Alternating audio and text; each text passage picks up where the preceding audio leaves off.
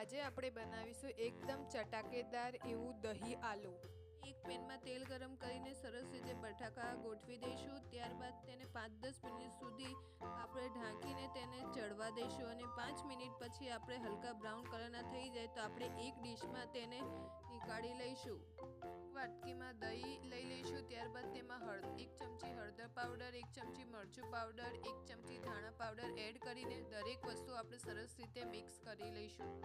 એક આપણે કઢાઈ લઈ લઈશું, તેમાં તજના પત્તા, બાજિયાના ફૂલ અને 1 ચમચી જીરું, 1 ચમચી હિંગ એડ કરીશું અને સમારેલી ડુંગળી એડ કરીશું।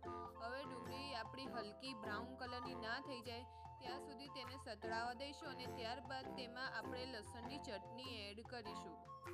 તેમાં આપણે હવે સમારેલા ટામેટા એડ કરીશું, તે પણ મિક્સ કરી લઈશું અને તેને પણ 5-10 મિનિટ સુધી રંધાવા દઈશું અને સ્વાદ અનુસાર આપણે મીઠું એડ કરી લઈશું।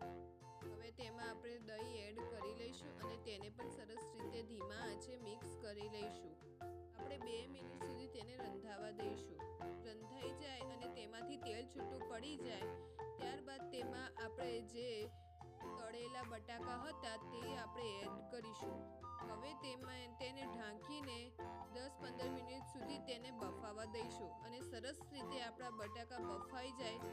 હવે બફાઈ ગયા બાદ તેમાં આપણે 1 ચમચી ગરમ મસાલો એડ કરીશું અને થોડી ખાંડ એડ કરીશું। એક વસ્તુ સરસ રીતે મિક્સ કરી લઈશું।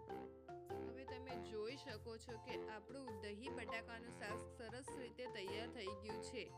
હવે તેમાં થોડું સ્વાદ અનુસાર આપણે કસૂરી મેથી એડ કરીશું, જેથી આપણી શાકનો સ્વાદ એકદમ ટેસ્ટી આવે।